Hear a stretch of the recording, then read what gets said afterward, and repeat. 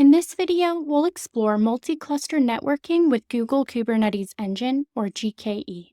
We're starting with a fresh project, so we'll need to enable the Kubernetes Engine API first. The core concept is straightforward. We have two separate clusters, and we want to establish a networking connection between them. This connection serves two main purposes. First, the egress-ingress resilience perspective. Imagine we have an ingress on cluster A and another on cluster B, and we want users to seamlessly access either endpoint.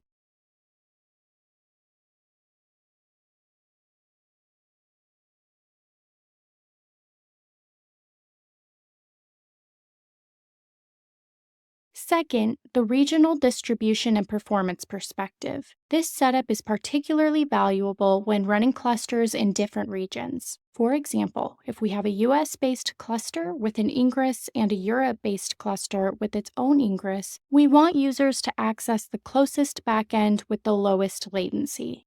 These ingress endpoints connect to Kubernetes services and the workloads running under those services, such as deployment resources in Kubernetes.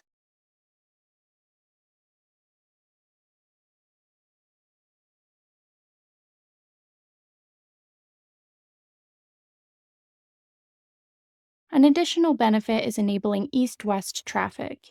This means we can call services that are internal to the cluster and route cross-regional traffic directly between clusters, bypassing the ingress path. While you can achieve this architecture with open-source systems like Istio, Google Cloud simplifies the process by leveraging the latest Kubernetes abstractions, such as the Gateway API. Let's head to the Clusters page to create our first cluster. We'll select the standard cluster option for greater low-level control. To save costs, we'll choose a zonal location type for the cluster, and we'll also enable fleet registration. We don't need a high node count, so we can scale down the number of nodes. There's no specific machine type requirement for these networking capabilities, so we'll use the defaults.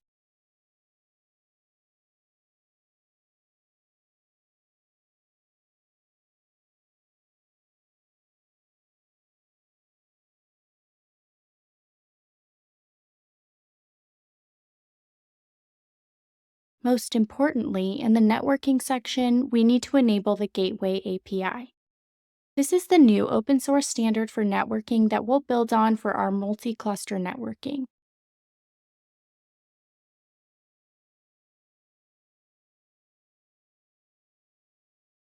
With everything set, we'll create this new cluster. While it's being provisioned, we'll create a second cluster with identical settings but in a different zone.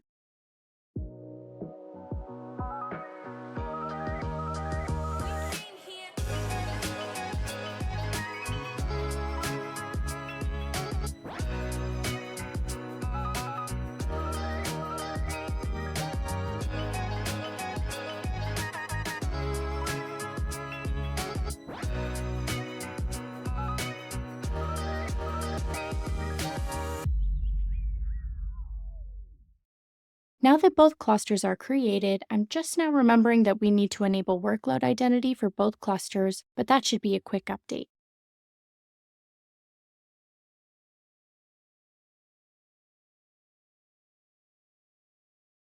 While the cluster updates are running, we'll enable the APIs required for the multi-cluster gateway, the traffic director API, the multi-cluster service directory API, and the multi-cluster ingress API. These can be enabled through the console or via gcloud commands.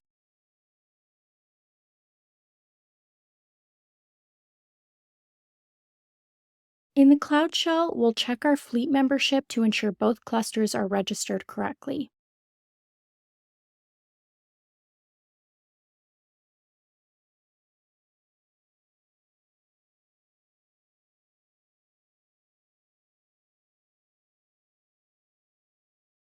A fleet is a construct that groups different clusters. In our case, we have a multi-cluster fleet with two clusters in our current project, but fleets can span multiple projects with all registered clusters appearing together. Next, we'll enable multi-cluster services on the fleet using a gcloud command. While the desired features are available with GKE Enterprise, multi-cluster ingress and multi-cluster services don't require the Enterprise tier. You can enable them separately with usage-based pricing. The multi-cluster service system uses a service account on our fleet, specifically the GKE Multi-Cluster Service Importer.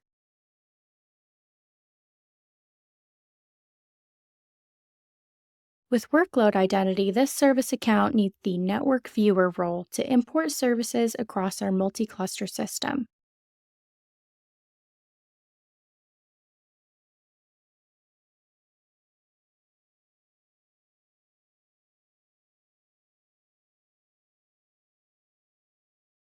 Now we need to designate a config cluster.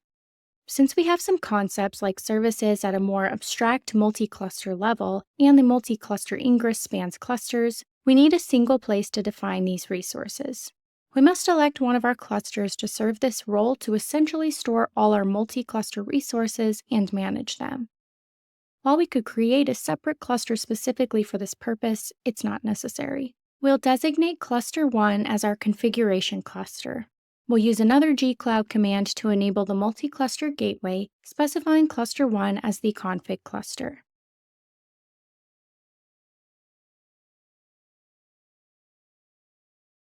Note that we need to specify the region rather than the zone when selecting our config cluster for a multi-cluster gateway setup. We're enabling two levels of functionality here. First, we set up the multi-cluster ingress type system. Next, we're configuring the multi-cluster ingress using the next generation gateway API. These are two separate steps. Just like before when we enabled features at the service level and added a workload identity permission, we need to do the same for our multi-cluster gateway. We'll add the multi-cluster ingress service account to the cluster container admin role in our project. Performing a quick status check, we now see a multi-cluster ingress specification in our fleet with Cluster 1 designated as our config cluster. Let's authenticate with our config cluster and fetch our gateway classes to see which options are available.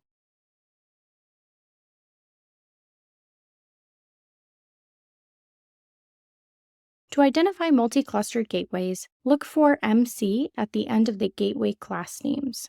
We have several multi-cluster options with different abbreviations, including regional internal load balancers and external load balancers. We'll configure our multi-cluster system by choosing one of these gateway classes. Rather than creating resources from scratch, we can leverage existing templates. Let's head over to the GKE networking recipes, navigate to the gateway folder, then to the GKE gateway controller, and look at the multi-cluster gateway examples. The store.yaml file can help us get started.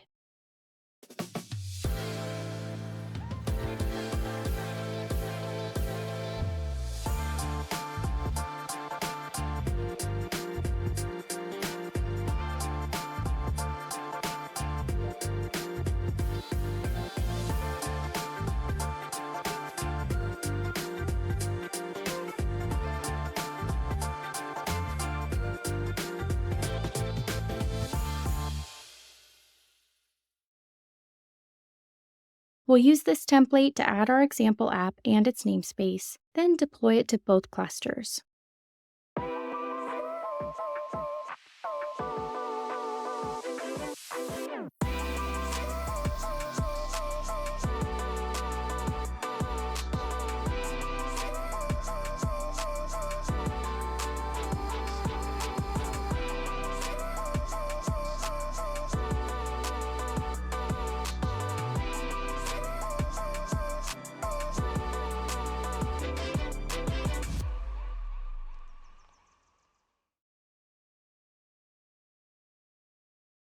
We're running with two replicas, so we'll ensure they come up smoothly on both clusters.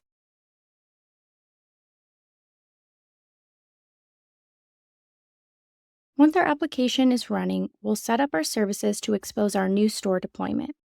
We'll use a standard Kubernetes service, but add a service export resource, which is available because we installed the multi-cluster service system.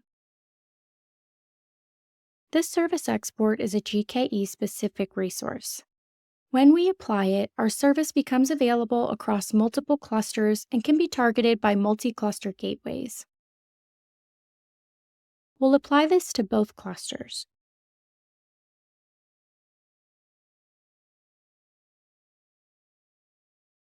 An important note, when creating a service export, its name must match the service's name exactly.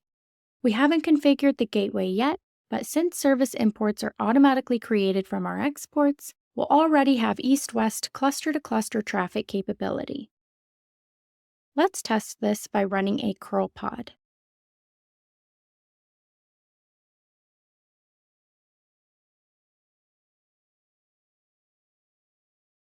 If we curl the store service on port 8080, we get back our cluster 1 service.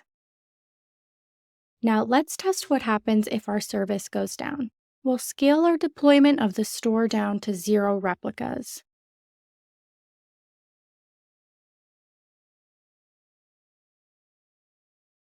Once the pods are down, if we try to curl the store directly, it will time out as expected. However, we can use the multi-cluster service by curling with HTTP and providing the service export name, store, the namespace, also store, and the service cluster set local domain. When we do this, we receive a response from cluster 2 instead. Once we bring the service back up on cluster 1, we'll be able to access the service from either cluster.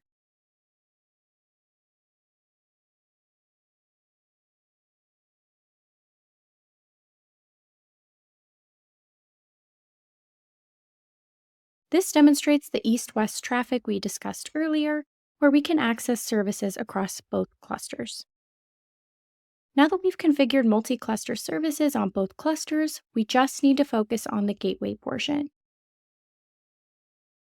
We'll start with an HTTP route, which specifies that we're using a multi-cluster gateway and that we'll use the multi-cluster service, the service import we created earlier, as our backend. This HTTP route must be installed on the configuration cluster or cluster 1. Next, we need to create the gateway itself. We'll use HTTP routes for routing and an external layer 7 load balancer with the multi-cluster gateway class. This will create a load balancer, a public IP address, and a forwarding system for our backends. Make sure the name of your gateway matches your HTTP route reference. In our case, we're using external HTTP. Let's apply this gateway resource to our configuration cluster. When we see that it's successfully synced, that's a great sign we've got our external HTTP load balancer.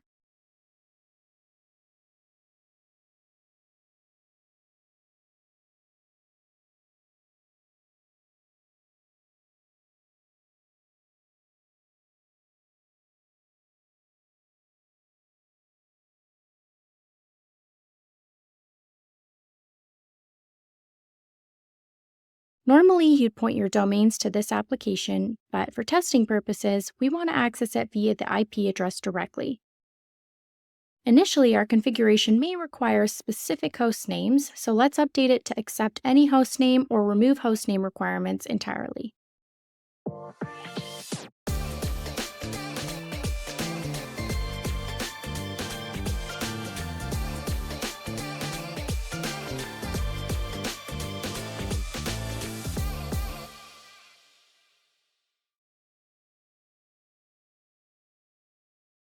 If our gateway isn't operating as expected, we check the console's graphical interface to diagnose any configuration issues.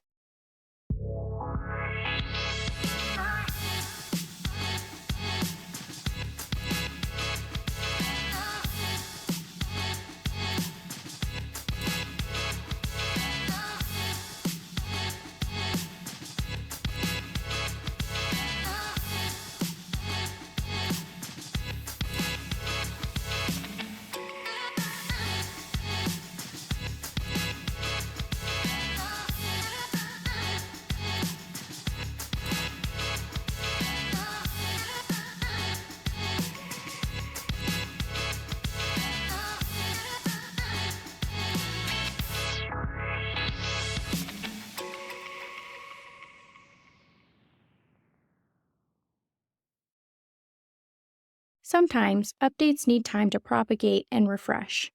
Once everything is working, we can test the routing. The cluster we hit will depend on our geographical location. Let's test with curl containers. From cluster 1, we get a cluster 1 response.